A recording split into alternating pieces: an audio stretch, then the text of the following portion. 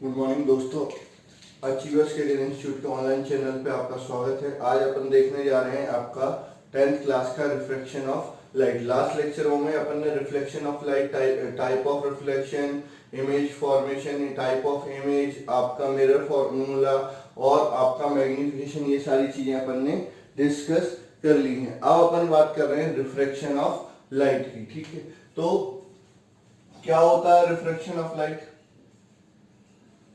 Refraction of light, ठीक है। क्या होता है refraction of light? When light move from one medium to other medium other than normal, then it deviate from its original path, this phenomena is known as refraction of light. मतलब जब light एक medium से दूसरे medium में जा रही है, normal के अलावा, नॉर्मल पे जाती है तो उसका पाथ चेंज नहीं होता, नॉर्मल के अलावा किसी और एंगल पे जाती है तो वो अपने पाथ से क्या हो जाती है? डेविएट हो जाती है। इस फिनोमेना को अपन क्या बोलते हैं? रिफ्रैक्शन ऑफ लाइट बोलते हैं। चाहो तो आप डेफिनेशन लिख सकते हो। When light move from one medium to another medium other than normal, then it deviate from its original path. This phenomena is known as refraction of light. ठीक है, क्या होती है? लाइट एक मीडियम से दूसरे मीडियम में जाती है और अदर देन नॉर्मल जाती है तो वो अपने पाथ से क्या होती है? डेविएट हो जाती है। इस फिनोमेना को हम क्या बोलते हैं? रिफ्रैक्शन ऑफ लाइट बोलते हैं। इसमें तीन केस होंगे। पहला, if light move from rare to denser medium. यहां पर रेयर का मतलब ऑप्टिकली रेयर और डेंसर का मतलब ऑप्टिकली डेंसर। ठीक है, तो ऑप्टिकली रेयर मीडियम में क्या होती है? स्पीड ऑफ लाइट क्या होती है? ज्यादा होती है। और ऑप्टिकली डेंसर मीडियम में क्या होती है? स्पीड ऑफ लाइट कम होती है। तो आपका क्या होता है? जब लाइट कहां से कहां मूव कर रहा है? रेयर टू डेंसर मीडियम में मूव कर रहा है। तो डायग्राम में मैं बता रहा हूं, ये आपका क्या हो गया? Rare medium. ठीक है, रेयर मीडियम। ये हो गया आपका डेंसर मीडियम।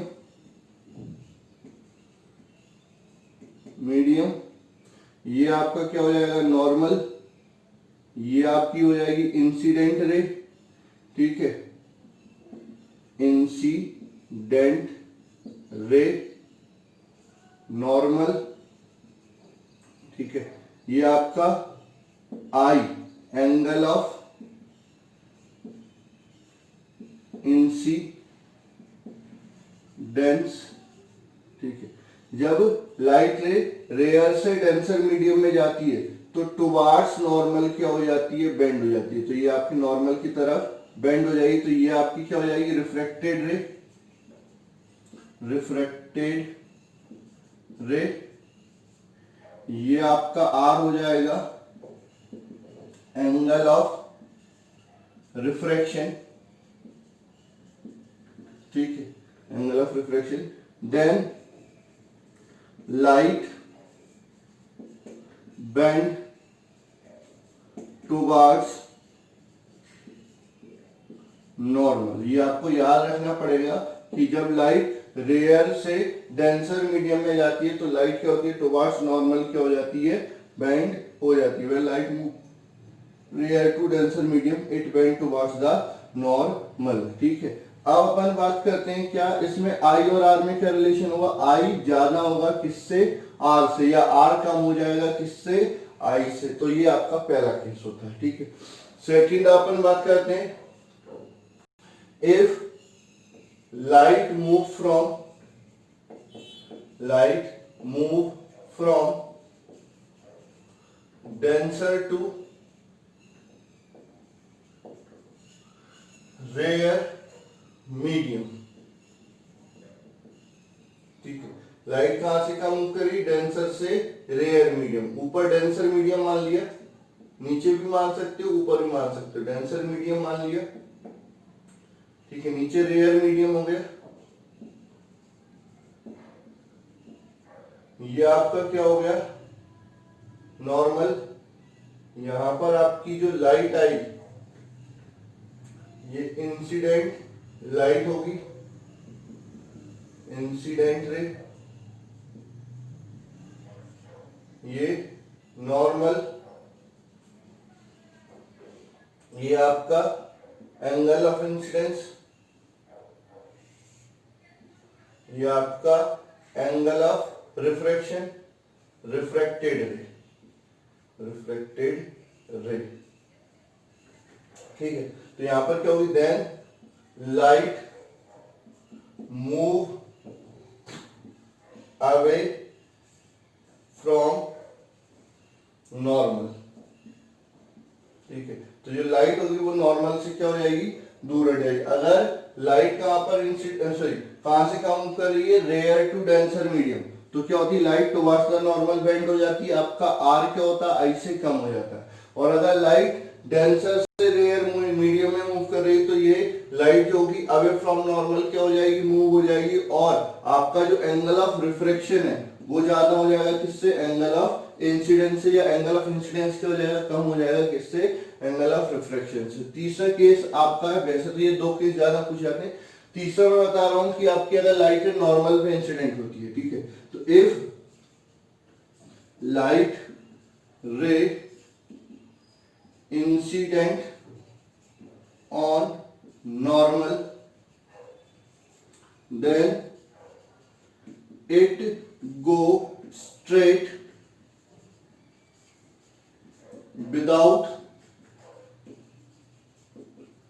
एनी डेविएशन, तो ये क्या हो जाएगी, सीधी चली जाएगी, इसमें कोई डेविएशन प्रोड्यूस नहीं होगा। तो ये आपका क्या हुआ, सरफेस हुआ, यहां पर आपकी क्या हुई, लाइट नॉर्मल पे इंसिडेंट हुई तो ऐसी ही चली जाएगी। अब इस केस में आई बराबर आर हो जाएगा और वो कितना हो जाएगा, 0 डिग्री हो जाएगा। तो ये होता है आपका रिफ्रैक्शन ऑफ लाइट। तो सीधी सी बात है, रिफ्रैक्शन ऑफ लाइट आपको सिंपल टर्म में समझ में आ जाना चाहिए कि जब लाइट एक मीडियम से दूसरे मीडियम में जाती है, जब लाइट एक मीडियम से दूसरे मीडियम में जाती है तो वो अपने पास से क्या हो जाती है, डेविएट हो जाती है। तो अपने पास से जब डेविएट हो गई है तो उसी फिनोमिना को हम क्या बोलते हैं, refraction of light.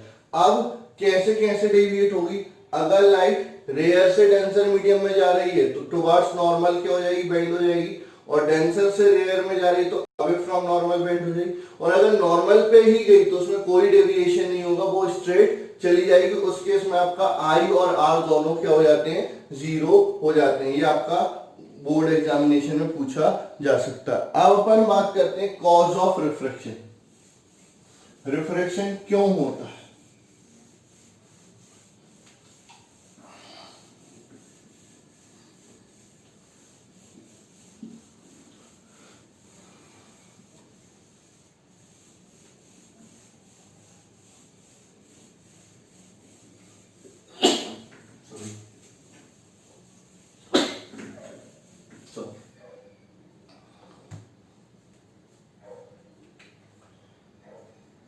Cause of refraction of light, ठीक है। तो when light from one medium to another medium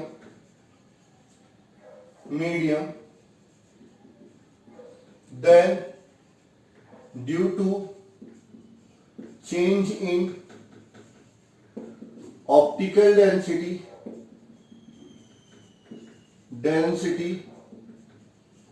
of medium, speed of light and its wavelength changes, but frequency remains same. Frequency remains same due to change in speed of light,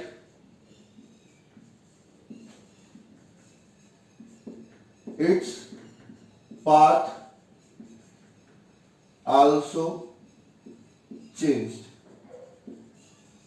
ठीक है, आपका क्या होता है अगर आपसे कोई पूछता है कि भाई लाइट का रिफ्रैक्शन क्यों होता है, तो सीधी सी बात है, जब लाइट एक मीडियम से दूसरे मीडियम में जाती है तो मीडियम की क्या होती है, ऑप्टिकल डेंसिटी चेंज होती है। तो ऑप्टिकल डेंसिटी चेंज होने के कारण आपका जो स्पीड ऑफ लाइट है या वेवलेंथ ऑफ लाइट है, लाइट को अपन इलेक्ट्रोमैग्नेटिक वेव मानते हैं, तो वो उसकी वेवलेंथ भी होती है और फ्रीक्वेंसी भी होती है। तो जब लाइट एक मीडियम से दूसरी मीडियम में जाती है तो उसकी क्या हो जाती है, स्पीड और वेवलेंथ चेंज हो जाती है, स्पीड और वेवलेंथ चेंज हो जाती है, जबकि फ्रीक्वेंसी क्या रहती है, सेम रहती है। आपसे ये क्वेश्चन पूछा जा सकता है, which parameter of light remains same या remains unchanged during reflection of light, तो फ्रीक्वेंसी रिमेन्स अनचेंज, बाकी वेवलेंथ और स्पीड दोनों क्या हो जाती हैं, चेंज हो जाती है। तो इसी स्पीड और वेवलेंथ चेंज होने के कारण आपका लाइट अपना क्या कर लेती है, पाथ चेंज कर लेती है। तो जब लाइट एक मीडियम से दूसरे मीडियम में जा रही है तो क्या चेंज हो रहा है, ऑप्टिकल डेंसिटी चेंज हो रही है, ऑप्टिकल डेंसिटी के कारण स्पीड और वेवलेंथ चेंज हो जाएगी और उस फ्रीक्वेंसी क्या रहेगी, सेम रहेगी, जिसके कारण लाइट अपना पाथ चेंज कर लेती है। इसी को अपन क्या बोलते हैं, cause of refraction of light बोलते हैं। तो कौन सा पैरामीटर अनचेंज रहता है, फ्रीक्वेंसी। क्या क्या चेंज हो जाता है, लाइट की स्पीड और वेवलेंथ चेंज हो जाती है। ठीक है, अब अपन बात करते हैं लॉ ऑफ रिफ्लेक्शन की, लॉज ऑफ रिफ्लेक्शन। ठीक, फर्स्ट इसमें भी दो लॉ होंगे। First, according to this law,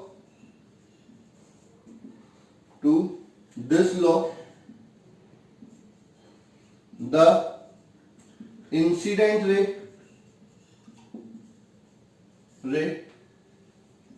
refracted ray and normal all lie in same plane. ठीक है, क्या बोला आपका फर्स्ट लॉ, क्या बोलता है लॉ ऑफ रिफ्लेक्शन में, कि आपका इंसिडेंट रे है, रिफ्रैक्टेड रे है और नॉर्मल, ये तीनों क्या करते हैं, एक ही प्लेन में लाई करते हैं। समझो, मैं आपको बताता हूं, इस तरीके से बताता हूं कि ये आपका नॉर्मल है, ये आपकी इंसिडेंट रे है और ये रिफ्रैक्टेड रे है, ये तीन ऐसे बनाए हैं। ठीक है, तो ये एक ही प्लेन में लाई करेंगे, मतलब ऐसा जो प्लेन होगा वो इन तीनों से होकर जाएगा। ऐसा नहीं होगा कि प्लेन दो से होकर जा रहा है, तीसरे से होकर नहीं जाएगा। जैसे लॉ ऑफ रिफ्लेक्शन में मैंने बताया था कि incident ray, reflected ray and normal all lie in same plane, वैसे ही यहाँ पर क्या होता है कि जो इंसिडेंट रे है, रिफ्लेक्टेड रे है एंड नॉर्मल, ये भी क्या होते हैं, तीनों एक ही प्लेन में होते हैं। जैसे मतलब ये अगर मैं मीडियम बनाऊंगा, ये आपका क्या हो गया, नॉर्मल, ये आपकी क्या हो गई, इंसिडेंट रे, ये आपकी क्या हो गई, रिफ्लेक्टेड रे। तो ये वाला प्लेन सेम होगा, इस वाले प्लेन का कोई मतलब नहीं, ये वाला प्लेन क्या होना चाहिए, सेम होना चाहिए। तो ये होता है आपका फर्स्ट लॉ ऑफ रिफ्लेक्शन। ठीक है, दूसरा अपन बात करते हैं सेकंड लॉ, इसको स्नेल्स लॉ भी बोलते हैं। क्या बोलते हैं, स्नेल्स लॉ। ठीक है, this law is also known as Snell's law. इस लॉ को अपन क्या बोलते हैं, स्नेल्स लॉ भी बोलते हैं। ठीक है, ये लॉ क्या बोलता है, ये बोलता है according to this law, according to this law for given pair of medium and light, the ratio of sine of angle of incidence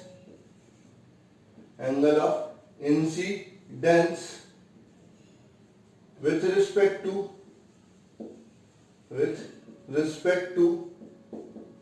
sine of angle of refraction is always constant and equal to relative refractive index. ठीक है, क्या होता है कि जब light एक medium से दूसरे मीडियम में जा रही, तो अगर अपन ने मीडियम को फिक्स कर दिया और लाइट को भी फिक्स कर दिया, मतलब कलर चेंज नहीं कर रहे हो। हाँ, आप रिफ्रेक्शन में लाइट का कलर चेंज नहीं होता जबकि वेवलेंथ चेंज हो रही है। ऐसा क्वेश्चन पूछा जा सकता है कि why the colour of light does not change even it's wavelength changing during refraction, because the frequency of light remains same, क्योंकि फ्रीक्वेंसी सेम रहती है इसलिए कलर चेंज नहीं होता। ठीक है, अब आपका क्या बात करना है कि आपका ये जो है मीडियम ये फिक्स कर दिए, लाइट फिक्स कर दी, लाइट बदलोगे तो आपका रिफ्रेक्टिव इंडेक्स भी क्या हो जाएगा, बदल जाएगा। तो अपन ने क्या किया, लाइट को भी फिक्स कर दिया और आपका मीडियम को भी फिक्स कर दिया। तो उस केस में क्या होता है कि आपका जो रेशियो होता है किसका, sine of angle of incidence I और sine of angle of refraction R, तो इनका जो रेशियो आता है वो भी क्या आता है, कांस्टेंट आता है। और वो क्या होता है, इस मीडियम का इसके रिस्पेक्ट में रिलेटिव रिफ्रेक्टिव इंडेक्स के बराबर होता है। रिलेटिव रिफ्रेक्टिव इंडेक्स मैं अभी बताऊंगा, आपको रिफ्रेक्टिव इंडेक्स बताना बाकी है।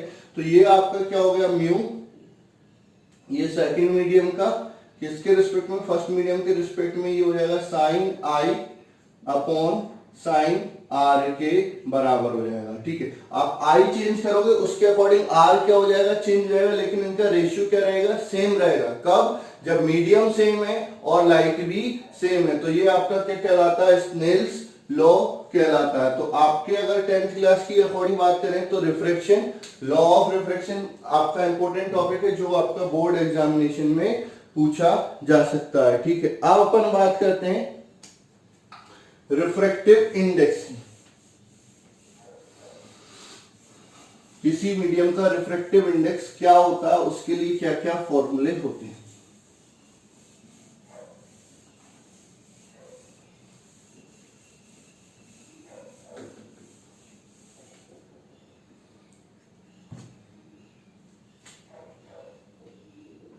रिफ्रेक्टिव इंडेक्स, ठीक है, तो द रिफ्रेक्टिव इंडेक्स इसमें पढ़ेंगे। Refractive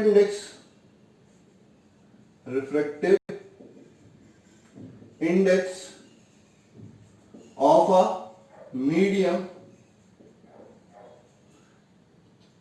is of two type. ठीक है, रिफ्रेक्टिव इंडेक्स किसी मीडियम का दो टाइप का होता है। दो तरीके से हम रिफ्रेक्टिव इंडेक्स निकाल सकते हैं, कहने का मतलब ये है। ठीक है, पहला आता है आपका एब्सोल्यूट रिफ्रेक्टिव इंडेक्स। ठीक है, दूसरा आता है relative refractive index, absolute refractive index और दूसरा आपका रिलेटिव रिफ्रेक्टिव इंडेक्स। ठीक है, तो अपन पहले बात कर लेते हैं किसकी, एब्सोल्यूट रिफ्रेक्टिव इंडेक्स की। ठीक है, तो the absolute refractive index of any medium is defined as the ratio of speed of light in air और vacuum with respect to speed of light in that medium is known as absolute refractive index of that medium। मतलब किसी भी medium का अगर आपको absolute refractive index निकालना है, ठीक है, तो आप क्या करेंगे, एयर में स्पीड ऑफ लाइट ले लेंगे या वैक्यूम में स्पीड ऑफ लाइट ले लेंगे, उसमें आपका क्या करेंगे, किसी मीडियम में जो स्पीड ऑफ लाइट होती है उससे आप क्या कर देंगे, डिवाइड कर देंगे। तो जिस मीडियम की स्पीड ऑफ लाइट से आपने डिवाइड किया है उस मीडियम का आपको रिफ्रैक्टिव इंडेक्स मिल जाएगा, ठीक है। तो एब्सोल्यूट रिफ्रैक्टिव इंडेक्स क्या होता है, the ratio of speed of light in air और vacuum,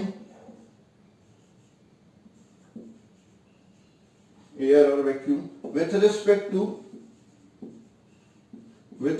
to speed of light in a medium is known as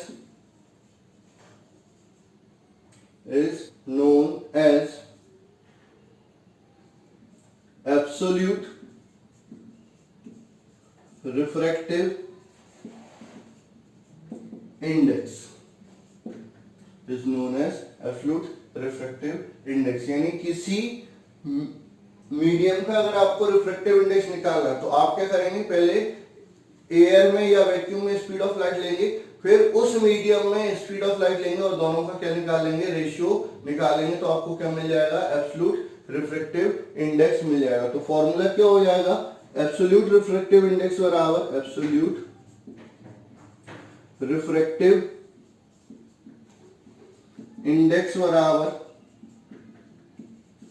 speed of light in air upon speed of light in medium, ठीक है। तो इसको n से denote करते हैं या mu से भी डिनोट करते हैं। तो 10th क्लास में म्यू बच्चे नहीं जानते, म्यू क्या होता है, माइक्रो का ये होता है म्यू, यू जैसा होता है, इधर से खींच के ये म्यू। तो ये 12th क्लास वाले जनरली आपका म्यू यूज करते हैं, 10th क्लास वाले एन यूज करेंगे।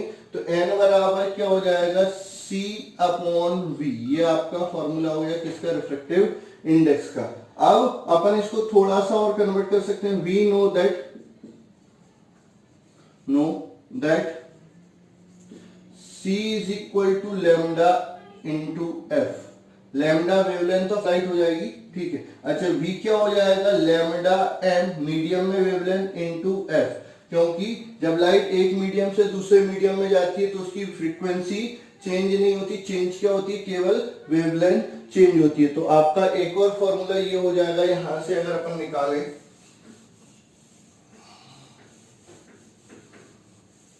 ठीक है, n बराबर क्या हो जाएगा, lambda f upon lambda m f, तो f से f कैंसिल, तो n बराबर लैम्डा अपॉन लैम्डा m, यानी एब्सोल्यूट रिफ्रैक्टिव इंडेक्स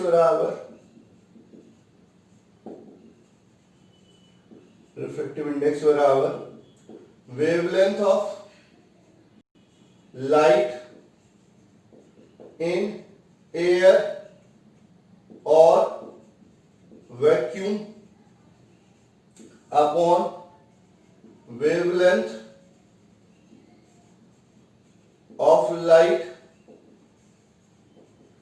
इन मीडियम, ठीक है। ये आपका एब्सोल्यूट रिफ्रैक्टिव इंडेक्स हो जाएगा, n बराबर आपका क्या हो जाएगा, लैम्डा अपॉन लैम्डा m हो जाएगा। ये n का रिफ्रैक्टिव इंडेक्स का फॉर्मूला हो गया, किसका, एब्सोल्यूट रिफ्रैक्टिव इंडेक्स का, ठीक है। इसको अपन अपरेंट हाइट और एक्चुअल हाइट के टर्म में भी बता सकते हैं, उसके लिए मैं आपको डेरिवेशन करवा दूंगा। क्या होता है, आपने देखा होगा जैसे पानी में कोई चीज डूबी रहती है तो वो जमीन से उठी हुई दिखाई देती है, मतलब आपको जो दिखता है वो एक्चुअल जो डेप्थ होती है, वो मतलब जो अपरेंट डेप्थ जो होती है वो एक्चुअल डेप्थ से क्या होती है, कम होती है। तो रिफ्रैक्टिव इंडेक्स अपन किसके टर्म में भी बता सकते हैं, आपका एक्चुअल डेप्थ और अपरेंट डेप्थ के टर्म में भी बता सकते हैं। उसका फॉर्मूला होता है n बराबर h अपॉन h डैश, ठीक है, वेयर h क्या होता है, एक्चुअल डेप्थ, और h डैश क्या होता है, अपरेंट डेप्थ, ठीक है। तो इसके टर्म में भी आपका रिफ्रैक्टिव इंडेक्स आता है। ये फॉर्मूला मैं आपको डेराइव करवाऊंगा, लेकिन अभी फॉर्मूला बस याद कर लो। तो ये आपका क्या हो गया, फॉर्मूला हो गया किसके लिए, आपका एब्सोल्यूट रिफ्रैक्टिव इंडेक्स है। कुछ मैं बता देता हूं, एयर के लिए जो एब्सोल्यूट रिफ्रैक्टिव इंडेक्स होता है 1, डायमंड का सबसे ज्यादा होता है, ये पूछा जाता है। डायमंड का जो एब्सोल्यूट रिफ्रैक्टिव इंडेक्स होता है वो होता है आपका 2.42 या 2.4 के अप्रोक्सीमेट, ये आपका एब्सोल्यूट रिफ्रैक्टिव इंडेक्स हो जाता है किसका, डायमंड का। कुछ और मटेरियल भी होते हैं जैसे ग्लास और वाटर, उनका भी आपका रिफ्रैक्टिव इंडेक्स होता है। जनरली क्वेश्चन जब आएगा कि C दिया जाएगा, V दिया जाएगा, N पूछा जाएगा, या N दे दिया जाएगा, C दे दिया जाएगा, C मतलब देते नहीं है, C आपको याद होना चाहिए। C होता है 3 इंटू 10⁸ मीटर पर सेकेंड। सी कई बार देते नहीं है, ये आपको याद होना चाहिए। स्पीड ऑफ लाइट कितनी होती है, 3 इंटू 10⁸ मीटर पर सेकेंड होती है। तो इस फॉर्मूले पे आपका क्वेश्चन पूछा जा सकता है, या इस फॉर्मूले पे भी आपका क्वेश्चन पूछा जा सकता है, ठीक है। आपको बस रिफ्रैक्टिव इंडेक्स याद रखना है, ठीक है। ग्लास और वाटर का भी आपका शायद 1.33 यानी आपका 4/3 होता है। ग्लास या वाटर में से किसी एक का मैं आपको एग्जैक्टली बता दूंगा, ठीक है। तो अभी तो बस इतना याद रखेंगे, एयर का 1 होता है, डायमंड का ये होता है, ये मैक्सिमम रिफ्रैक्टिव इंडेक्स होता है, स्पीड ऑफ लाइट ये होती है, और ये फॉर्मूले आपको याद रखना है, ठीक है। अब अपन बात कर लेते हैं रिलेटिव रिफ्रैक्टिव इंडेक्स की, ठीक है, रिलेटिव रिफ्रैक्टिव इंडेक्स की।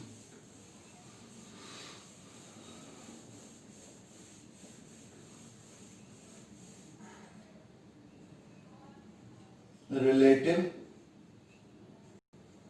रिफ्रैक्टिव इंडेक्स, ठीक है। तो क्या होता है, the ratio of absolute refractive index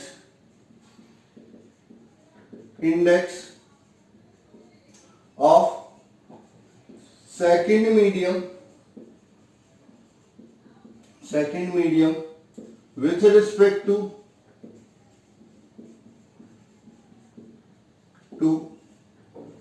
absolute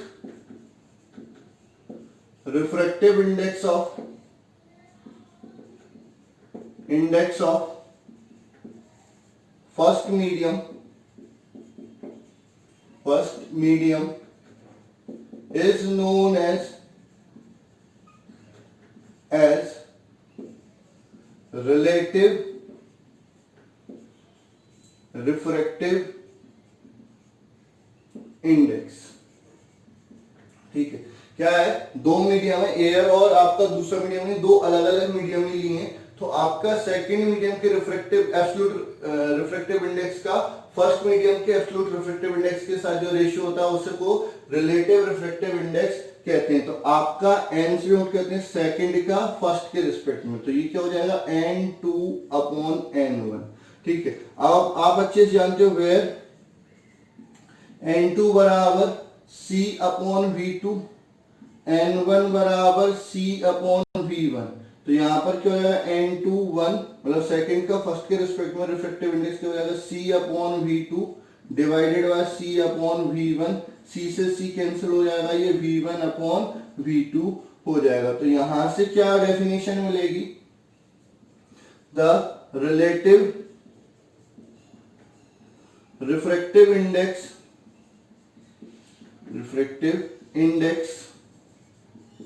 is defined as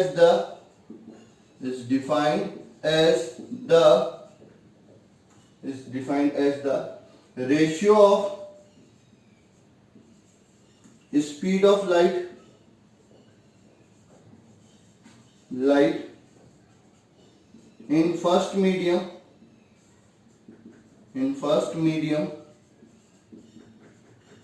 with respect to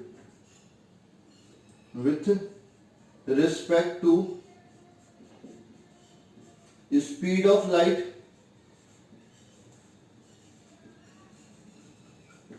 in second medium.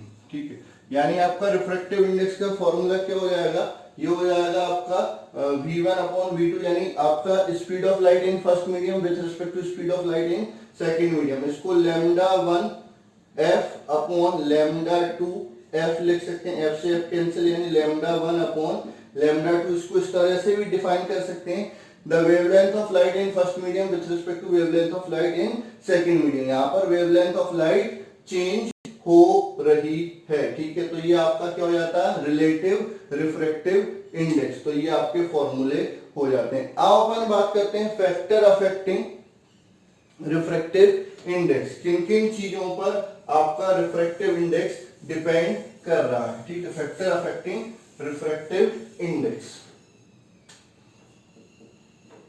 Factor affecting refractive index.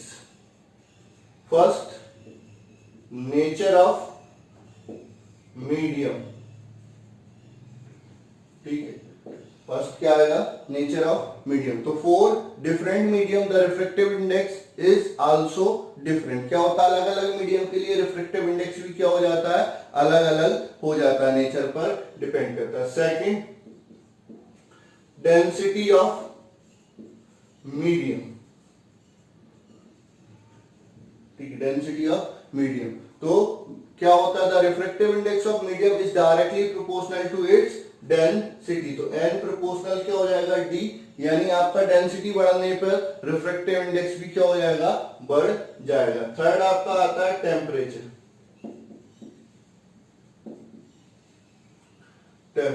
ठीक है, तो on increasing temperature of substance density क्या हो जाती है, डिक्रीज हो जाती है। किसी भी सब्सटेंस का टेम्परेचर बढ़ाओगे तो डेंसिटी क्या हो जाएगी, डिक्रीज हो जाएगी। जब डेंसिटी डिक्रीज हो गई तो रिफ्रैक्टिव इंडेक्स भी क्या हो जाएगा, डिक्रीज हो जाएगा। तो on increasing temperature density decreases, hence refractive index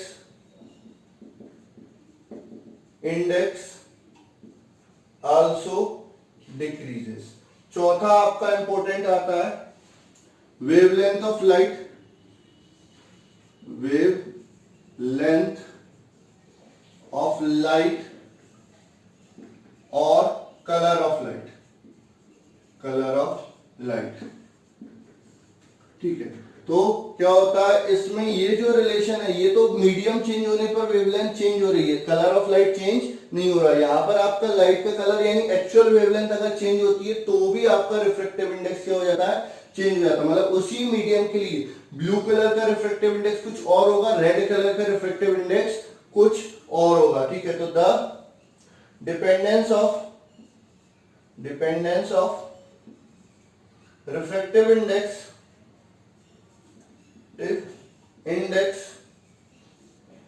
on wavelength given by Cauchy's formula। ठीक है, फॉर्मूला क्या होता है, mu is equal to a plus b upon lambda square plus c upon lambda की पावर 4। कई जगह पर ये सी वाला टर्म नहीं लिखते, केवल वी वाले टर्म तक ही छोड़ देते हैं। तो ये आपका क्या हो जाता है, कोचीज फॉर्मूला हो जाता है। तो इसमें ये देखने को मिल रहा है कि रिफ्रैक्टिव इंडेक्स वेवलेंथ के इनवर्सली प्रोपोर्शनल है। ठीक है, means higher the wavelength,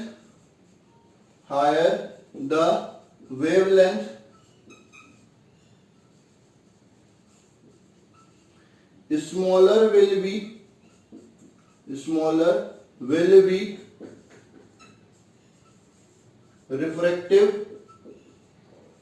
index, यानी वेवलेंथ ज्यादा होगी तो रिफ्रैक्टिव इंडेक्स क्या हो जाएगा, कम हो जाएगा, means higher the wavelength smaller be the refractive index. तो आपको कलर के अकॉर्डिंग बताएं तो आपका जो विजिबल लाइट होती है वो 7 रंगों से मिलकर बनी होती है, जिसको अपन क्या बोलते हैं, विबग्योर बोलते हैं। ठीक है, विबग्योर मतलब violet, indigo, blue, violet, indigo, blue, green, yellow, orange और रेड, ये आपका क्या होता है, विबग्योर। ठीक है, तो आपको मैं बता देता हूं क्या होता है विबग्योर, VIBGYOR। ठीक है, तो ये हो जाता है आपका red, orange, yellow, green, blue, Indigo और वॉयलेट। ठीक है, ये आपके जनरली विबग्योर के कलर होते हैं। तो आपका जो रेड कलर होता है उसकी वेवलेंथ क्या होती है, सबसे ज्यादा होती है, और जो वॉयलेट कलर होता है उसकी वेवलेंथ क्या होती है, सबसे कम होती है। तो जिसकी वेवलेंथ सबसे ज्यादा होगी उसके लिए रिफ्रैक्टिव इंडेक्स क्या हो जाएगा, सबसे कम। तो रेड कलर के लिए रिफ्रैक्टिव इंडेक्स सबसे कम होता है और वॉयलेट कलर के लिए रिफ्रैक्टिव इंडेक्स सबसे ज्यादा होता है। तो ये आपके फैक्टर अफेक्टिंग रिफ्रैक्टिव इंडेक्स के टाइप वगैरह अपन ने पढ़ लिए, बाकी का अपन अगले लेक्चर में पढ़ेंगे। मैं आशा करता हूं कि ये वीडियो आपको बहुत अच्छा लगा होगा। ठीक है, आप इसको डेफिनेट लाइक कीजिए और ज्यादा से ज्यादा अपने दोस्तों में शेयर कीजिए। ठीक है, आप अगर ये कंटिन्यूस वीडियो देखते रहेंगे तो मैं गारंटी लेता हूं आपका बोर्ड एग्जामिनेशन, चाहे वो 10th वाले हो चाहे वो 12th वाले हो, बोर्ड एग्जामिनेशन में कहीं से कहीं तक आपका कोई मार्क्स नहीं कटेगा।